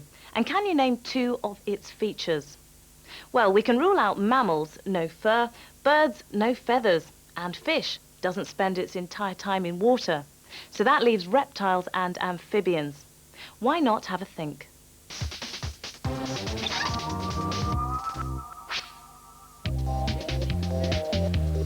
Your answer should have come up with crocodiles are reptiles, because although they spend much time in water, they can only breathe air using lungs. For your other characteristics, you could have chosen lay soft-shelled eggs on land or dry scaly skin. If you weren't sure of your answer, you could rewind and go over the main characteristics of vertebrates.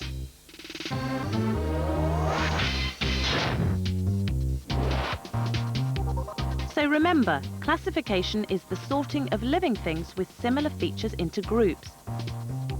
And inheritance is the passing on of genetic information from parent to offspring. This brings us to the end of variation, classification and inheritance. If you're not sure what causes variation, then you could run through this unit again, checking out the key points. Remember, the website and the book have further information on the subject, or you could stop now and have a break. It's your choice.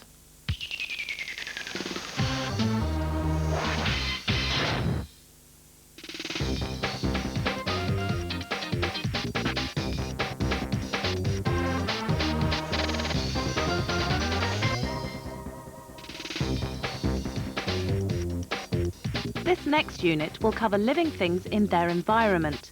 In the first section, we'll look at habitats. A habitat is the particular type of area in which an organism lives. At the moment, my habitat is here in this studio, where I'm quite comfortable presenting this programme. A secure environment, air to breathe, the right temperature. Very nice. Seriously though, there are many different habitats in all shapes and forms where plants and animals live. Goldie's habitat is this tank. It's an artificial habitat, but it mimics the real one, a freshwater pond. Let's look at some others.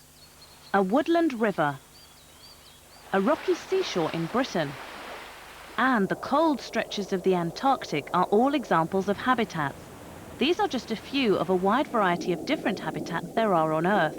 The important point to remember is that different habitats will support different plants and animals. Now, you don't need to know about habitats in a lot of detail for your test, but you do need to know that there are a wide variety of different habitats that support different plants and animals. And you need to know that animals and plants live in a certain habitat because they have adapted to survive there.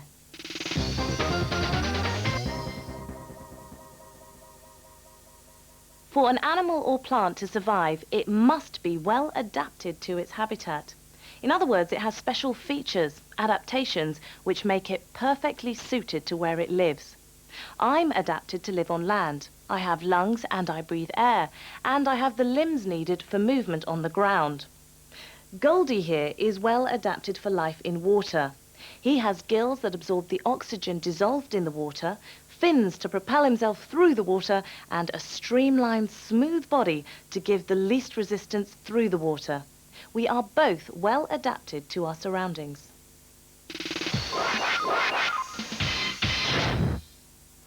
This habitat, a shoreline in Britain, supports many different species of birds. Here are two species, oystercatcher and avocet. From their external features, can you write down how these birds are adapted to this environment? While you watch the clip, look at the birds carefully, especially their features and what they are doing. Particularly, look at the size of their beaks, length of legs and overall size. Stop the tape and rewind if you need to go over them again.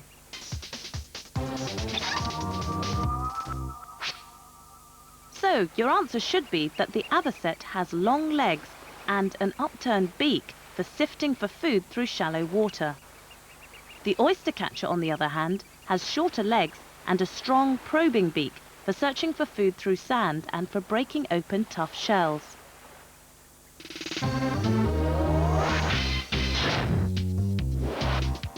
Here are some key points you need to know about living things in their environment. A habitat is a particular type of area where an organism lives. Adaptation is where animals and plants have special features which make them suited to where they live.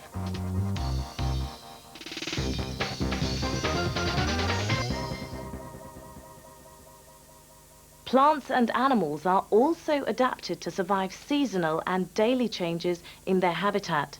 Seasonal changes are the differences between summer and winter, spring and autumn, and daily means that they respond differently from daylight hours to nighttime. Why not make a note of the ones you see? So, with daily adaptation, many flowers close at night to prevent damage, and then as light appears and temperatures rise, they open during the day. Many animals will sleep during the day to avoid predators and feed during the night. Examples of seasonal adaptation are trees which shed their leaves in winter to reduce the amount of water they lose when the ground is frozen. Some mammals increase the thickness of their coat as winter approaches, and when food is scarce during the winter months, other animals hibernate.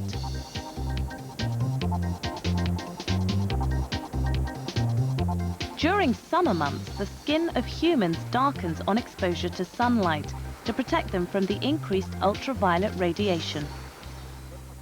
So for all animals and plants to survive, over time they have become well adapted to their habitat. And some organisms are also adapted to daily and seasonal changes. Remember, life is a struggle, and it might not be obvious, but all plants and animals are well adapted to their habitat.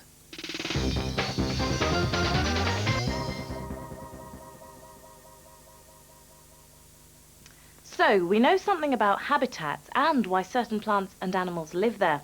But to understand how they work together, one way of looking at a habitat is to see what is eating what. In other words, the feeding relationships between the species that live in a habitat.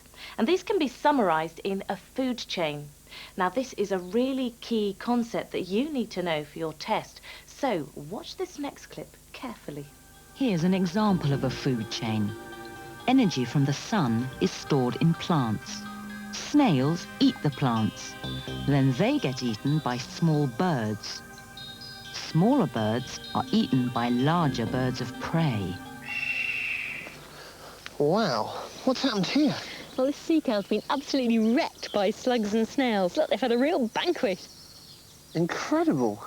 I can really see why the numbers need to be controlled. Yeah, but the problem is most people use slug pellets, and they kill far too many slugs and snails. But a lot of birds depend on slugs for their food. Yep, lots of birds love slugs, and as you know, song thrushes are expert snail killers.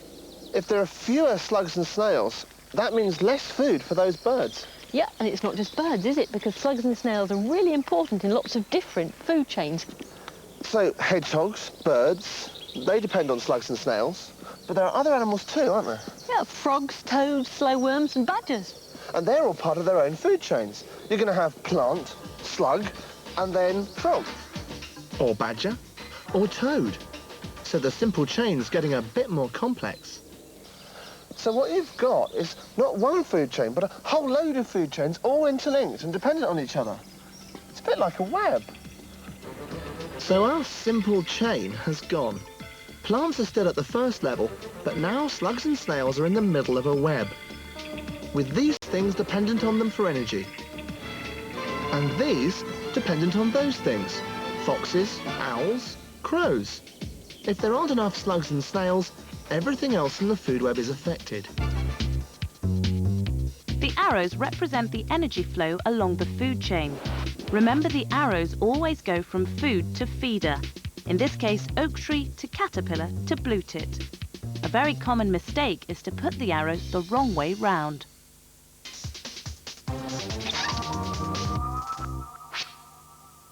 Copy this one down and try putting the arrows in. Plankton, common mussel, lobster and common seal.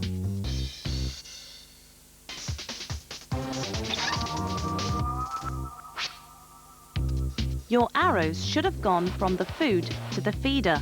So in this case, from plankton pointing towards common mussel and then continuing through the lobster to common seal at the end of the food chain. Food chains give us a good idea of some of the feeding relationships in a habitat, but don't give us any idea about numbers of each species. How many slugs or hedgehogs there are in an environment, for example. Knowing the numbers of animals or plants in an area will help us understand the habitat a lot better. This can be done by using a pyramid of numbers. The amount of energy the fox gets from one rabbit is not enough for it to live. One fox eats 70 rabbits to live a year. How much did the 70 rabbits eat to live? 20,000 blades of grass. We now have another way of showing the decreasing energy being transferred from the start of the food chain to the end. 20,000 blades of grass support 70 rabbits, which support one fox. This is called a pyramid of numbers. Pyramids of numbers usually do look pyramid-shaped, as they represent the decreasing numbers of organisms as you go up the food chain. but there are always some exceptions. Let's have a look at the food chain we saw earlier in the clip, and let's start with the slug's food, lettuces. So the food chain is lettuce, slug, missel thrush, hawk. And if we make this food chain into a pyramid of numbers, we have 200 lettuces, 1,000 slugs, 30 missel thrushes and 2 hawks. This happens because lettuces are large organisms compared to slugs. One lettuce on average can feed 5 slugs. Let's look at some facts about habitats. Here are some more definitions of relationships in food chains. A carnivore is an animal such as a lion or a hawk that only eats other animals. A herbivore is an animal that only eats plants. Rabbits, slugs and greenfly are all herbivores. And omnivores are animals that eat both plants and animals. Examples are ourselves, blue tits and rats.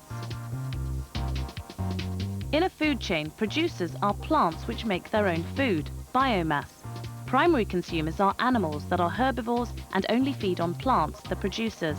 And secondary consumers are animals that are carnivores and only feed on other animals, primary consumers. So, to sum up this section, all living things live in a habitat and life is a struggle for survival. Only plants and animals that have adapted well will survive to compete for resources and produce lots of offspring. There are lots more questions on food chains in the book or on the website. This brings us to the end of the biology section of this programme. We now move on to chemistry, so this would be a good place to stop and take a break before the new subject. Remember, this revision material has been designed in bite-sized chunks to help you through your revision.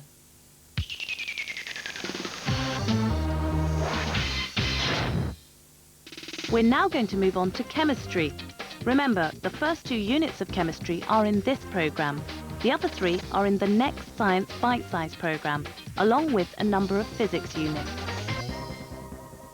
When you're getting to grips with chemistry, it's a good idea to try and imagine what the particles in a substance are actually doing. This next section about classifying material will give you lots of help with that. Classifying material is divided into 4 sections. We'll start with states of matter. Matter is all around us. It's the word used to describe everything that exists.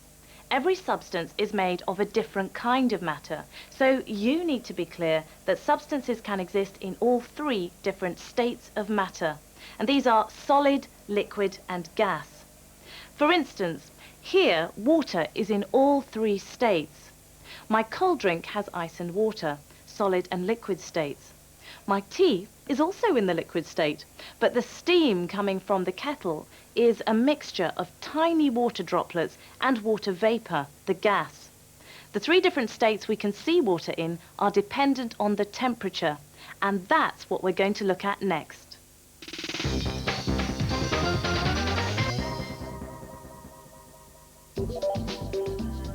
When a substance changes state, we say a physical change takes place.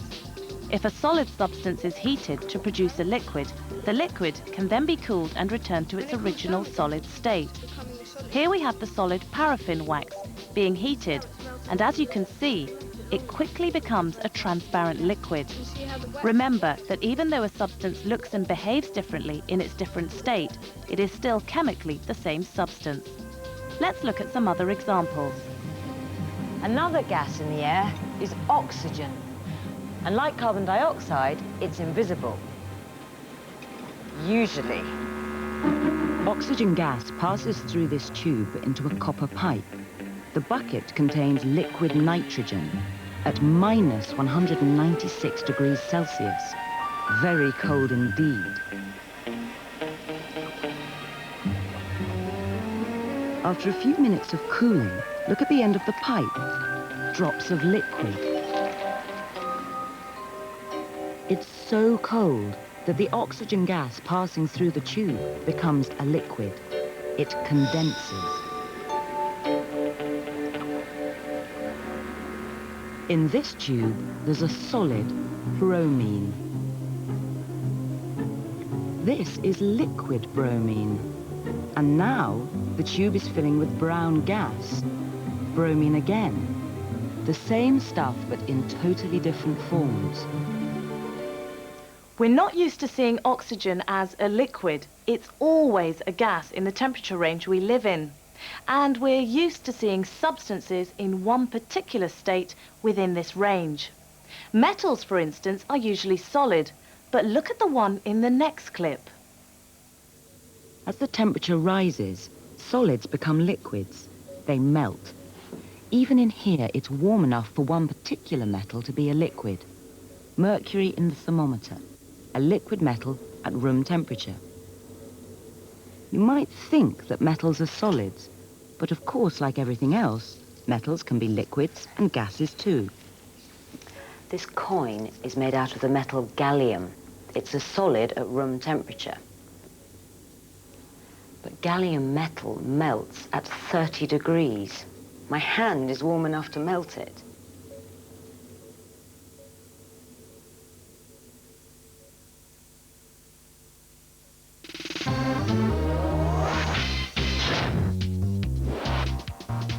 So the change of state from liquid to solid is called freezing and happens at the freezing point of the liquid. And the change of state when a solid is heated and becomes a liquid is called melting, and this happens at the melting point. In a test paper, you will often be asked questions about the boiling, melting and freezing points of substances. So let's run through a typical experiment. We can add a thermometer to a beaker full of crushed ice. And if we heat it gently, we can take readings every minute and then plot the temperature of the ice against time. You can then plot a graph of the temperature rises over the 15-minute period. These graphs often appear in test papers, so make sure you are familiar with their layout. This is a graph for water. You can see the melting point, MP, where the solid becomes a liquid, and then at a higher temperature, 100 degrees Celsius, the boiling point, BP, where there is another change of state from liquid to gas. If we look at another substance plotted on the graph, we can see that the pattern is similar, but the substance has different melting and boiling points.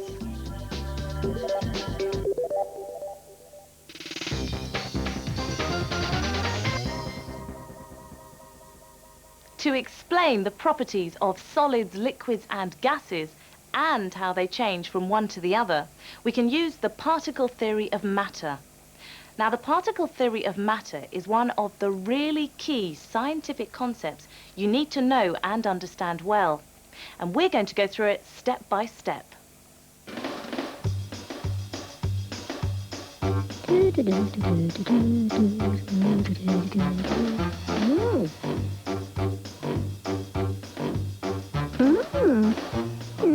In a solid, the particles are closely packed and held tightly together.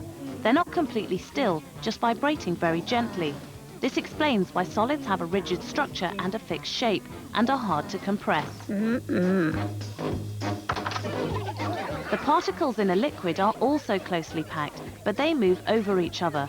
Liquids take on the shape of their container, are hard to compress, flow easily, and have a fixed volume.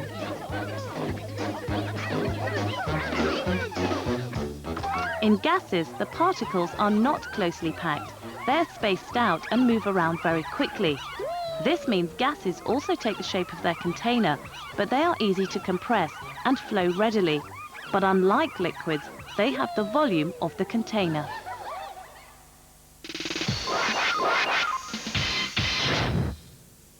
How do you explain the properties of a liquid using the particle model?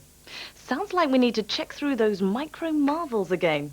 Stop the tape and have a go at the question yourself.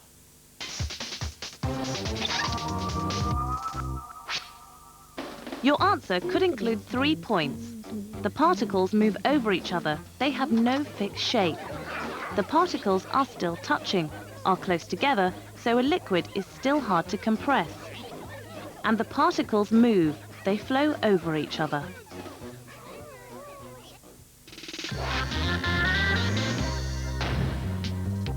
With solids and liquids and gases, to remember the particles, we once played a game, and I can really well remember that, and the teacher would hold up a card saying gas or liquid, and we'd all have to spread out like those particles. when we're looking at solids, liquids and gases, we need to know the way they change into each other. The key words are melting, freezing, boiling, condensing. You need to know the vocab.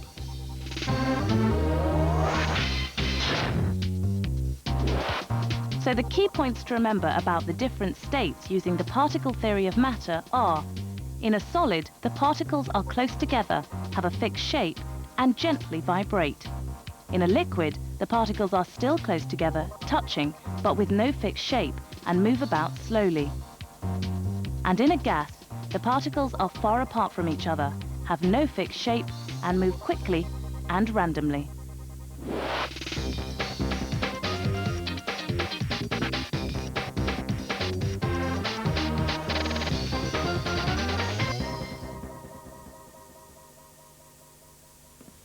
If I leave this glass of water here in the studio over several days, the water level will go down. The water has evaporated into the atmosphere. Evaporation. Let's look more closely again at the particle level. At any temperature when water is liquid, there are always some water particles that move fast enough to escape. They move from the surface into the atmosphere, and it's this losing of particles into the air that is evaporation. And the rate of evaporation is faster at a higher temperature. So the warmer it is, the faster the particles move, which means more escape from the surface. The other factors that affect the rate of evaporation from my glass of water are the amount of water vapour already present in the surrounding air and the speed at which the air is moving past the surface of the liquid.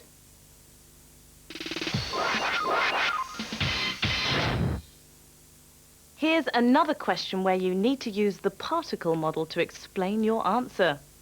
What do you think are the best conditions to get clothes on a washing line dry? Why not stop the tape and jot a few notes down?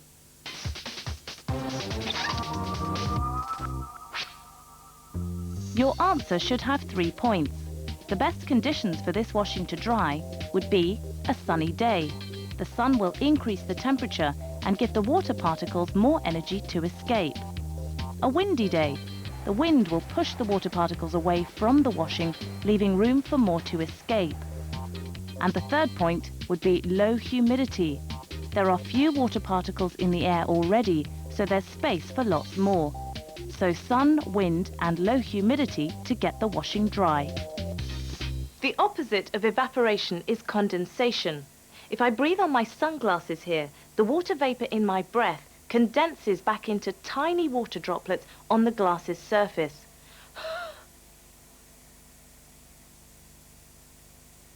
Let's take another look. Remember, condensation is the opposite of evaporation. It's when a gas becomes a liquid.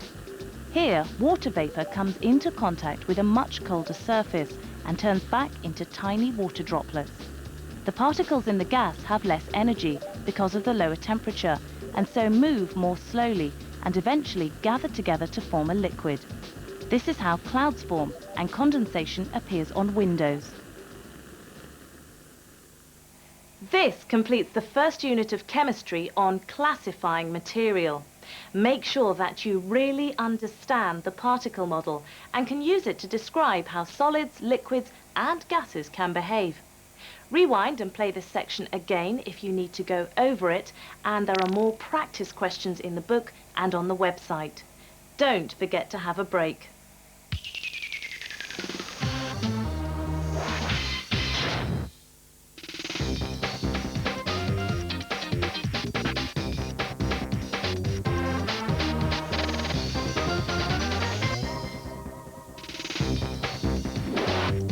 This unit will help you understand elements, compounds and mixtures and their differences. And the last section will look at the separation techniques you need to know for your test. So we'll start with elements. All materials, everything around us, are made up of chemicals and can be classified as either living or non-living, ranging from complex structures like ourselves and this plant to what look like simpler things like paper and plastic. Everything is made up of chemicals, and for your test you need to know about different types of chemicals and some of their properties. Chemicals aren't just things you find in labs. Everything around you is made up of chemicals. This cake is made from all these ingredients. But what are the ingredients made out of? They're all made out of chemicals called elements. Elements are the building blocks of everything around us. This lot certainly don't look very tasty. In fact, some of these elements are toxic and dangerous. So, what's special about elements? They're pure substances that cannot be split up into simpler substances. All elements are made up of tiny particles called atoms, and each element is only made up of one type of atom. Elements can be represented by a symbol, and you've probably heard of some of the most common ones. N for nitrogen, O for oxygen, Fe for iron, Hg for mercury, S for sulfur, Cu for copper, and C for carbon. At room temperature, elements can be solid, liquid or gas, so that the elements nitrogen and oxygen, gases, look very different from the elements copper and carbon, solids.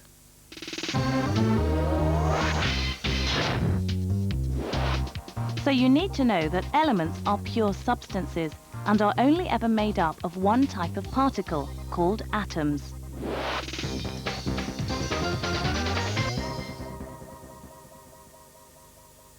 We see very few pure elements in everyday life. Here's mercury in a thermometer, silver and gold jewellery, and helium gas is used to fill balloons.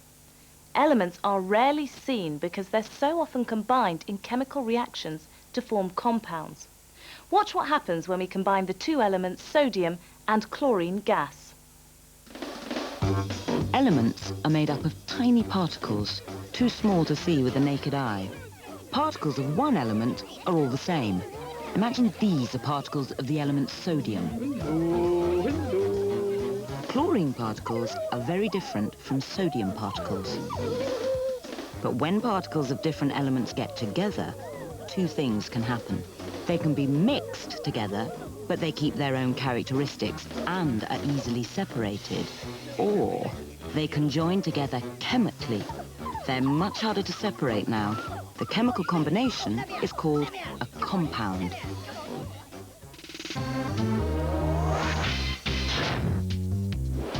So a compound is a substance where two or more elements have joined together chemically, and the combinations of elements within these compounds are always in fixed proportions.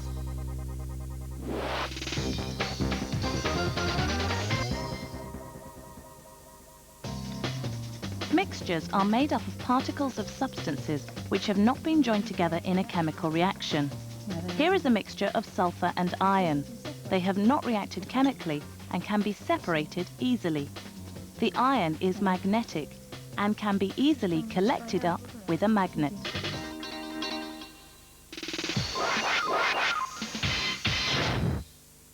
My cup of tea is obviously a mixture. It has several ingredients. But how about the ingredients themselves? Here's a question for you. Are each of these, milk, sugar and water in my tea, mixtures or compounds?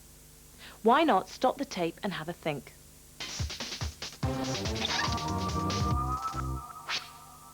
So, which of these three examples are mixtures and which are compounds? The answer is only the sugar is a compound. It only contains one substance. Remember, in a compound, the particles are combined chemically and they are all the same. Milk is a mixture of fat and water, minerals and vitamins, and ordinary tap water, well, it looks pure enough, but it is in fact a mixture. There are other things in it. In this next clip, Femi goes under the Derbyshire Hills and takes a closer look at the local water supply there. Stalactites are formed by dripping water over thousands of years. The drip of water dries up and leaves behind tiny crystals of calcium carbonate. Calcium carbonate, a compound. So already we know that the local water must contain calcium. And the band of orange on the wall indicates that there's iron in the water that's passed over this area. So that could be in the water too. Correct. Alan showed me examples of other substances like manganese left behind by the water. It looks like there could be much more than just the elements hydrogen and oxygen in the local water. This is the lab where the local water is tested, and Karen here does the testing. Can you help me out here? I'm a little bit confused. The locals call this water pure, the leaflets call this water pure, even the bottle claims it's pure, and yet it looks likely that it does actually contain calcium, iron and manganese. Yes, you're right to be confused. That's because the everyday use of the word pure is somewhat very different to the scientific use of the word pure. This sample of water is actually a mixture of water and all of those minerals that you mentioned earlier. Pure water contains entirely the elements hydrogen and oxygen. So where can I find pure water then? Scientifically pure, I mean. Well, if we take this sample of water for starters, I'll show you what we can do. Karen heats up the mineral water till it starts to boil. The minerals in the water can't boil off, but the pure water can. The pure water vapour passes up through this tube. The tube is kept very cool, so the water vapour condenses and water trickles out the end. Scientifically pure water. But when all the water's boiled away, what's left in the flask? You can clearly see traces of minerals left behind on the side of the flask. So scientifically, the mineral water is no more pure than my fizzy drinks. Indeed, they're mixtures too. But that is pure water. Yes, this is pure water. It's actually tasteless, and it's the minerals that give the water its unique taste. I think I'll stick to the natural, but not scientifically pure, but some water. Cheers. So when referring to the word pure in chemistry, pure means a substance which contains only one type of particle. Mixtures are a combination of substances that are not chemically combined and can be separated. So ordinary water that we drink and use for everyday purposes is in fact a mixture of water and minerals that are dissolved in it. We can get pure water with nothing else in it by distillation, but that's in the next section that we're going to look at. In chemistry, mixtures often need to be separated, and in the next section we're going to look at the separation techniques.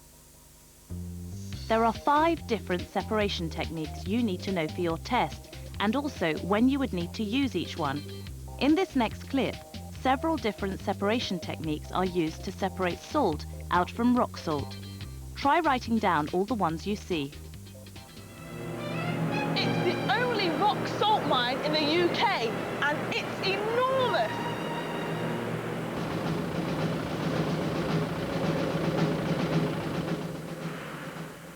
Hi George. I've collected my rock salt sample for analysis, so what do I need to do? Well done, Trish. I've put the rock salt nicely on the weighing paper. Lovely jubbly. Take 100 grams of fresh crushed rock salt. Add water and mix well for 2.5 hours. The salt dissolves, but of course the clay does not. Pour the mixture through a filter. The clear salt solution passes straight through into the flask. But the brown clay particles are too big to get through the filter paper. Heat the salt solution. The water evaporates, but the salt is left behind. By subtracting the weight of an identical empty beaker from the weight of my salty one, I can calculate I have 94.8 grams of salt. So, what separation techniques did you come up with?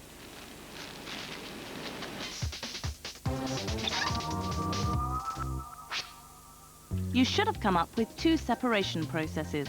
The clay and salt were first separated by filtration, and secondly, evaporation. the salt solution was heated, the water turned to water vapor and the solid salt left behind.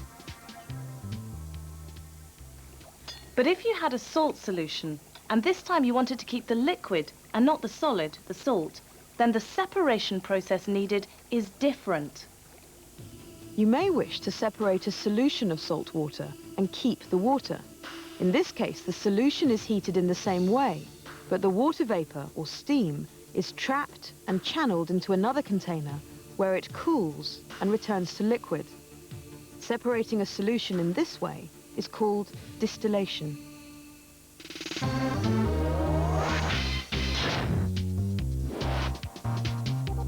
So filtration is used to separate a solid from a liquid. Evaporation is used when you want to separate a soluble solid from a liquid when collecting the solid.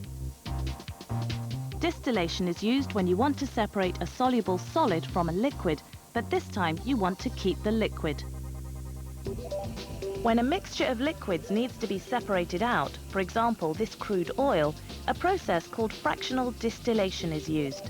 The different liquids have different boiling points, and as the temperature of the crude oil rises, each liquid in turn reaches its boiling point, vaporizes, and then condenses back again into the liquid.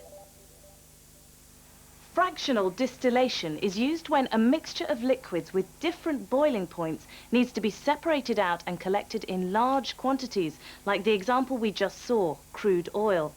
But what happens if our liquid comes in very small amounts? Ink is made up of several different pigments, and to separate these colors out, an entirely different process is needed. Ink is a mixture of colored dyes dissolved in water. The mixture, or solution, can be separated to show which colors it contains. It's then possible to find out what kind of ink was used. The writing on this piece of card looks as though it was drawn with one kind of black ink. We can test this by taking a sample of the ink used for each letter and placing it on a special paper that acts like blotting paper. The dish contains a small amount of chemical in the form of a liquid that will dissolve the ink. By leaving the paper to stand in the dish, the liquid will gradually soak into it and move upwards. The liquid causes the dyes in the ink to move with it up the paper. As some dyes move faster than others, they'll start to separate from each other, showing the different colors contained in the ink.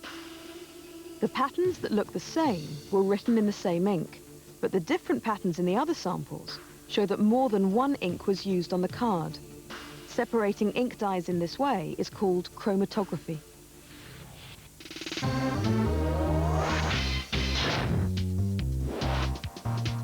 So fractional distillation is used to separate a mixture of two or more liquids that have different boiling points. Chromatography is used to separate very small amounts of two or more colored dyes. That brings us to the end of this section. Don't forget, there is more information in the series book and on our website.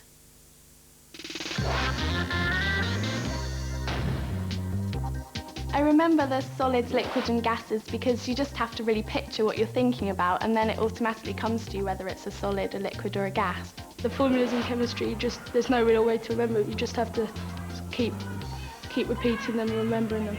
The one thing I say about Key Stage 3 tests is not to worry, not to stress, because once you get in there, you'll be grand.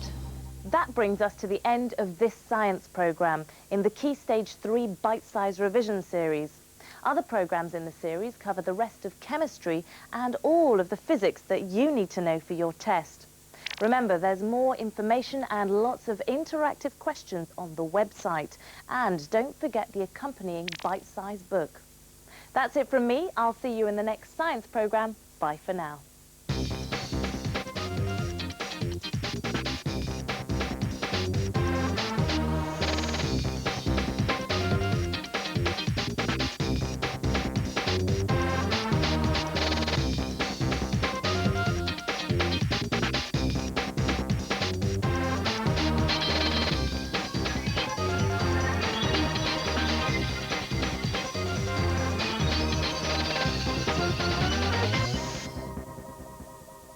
Details of all BBC Learning Zone programmes can be found on CFAX pages 630 to 635.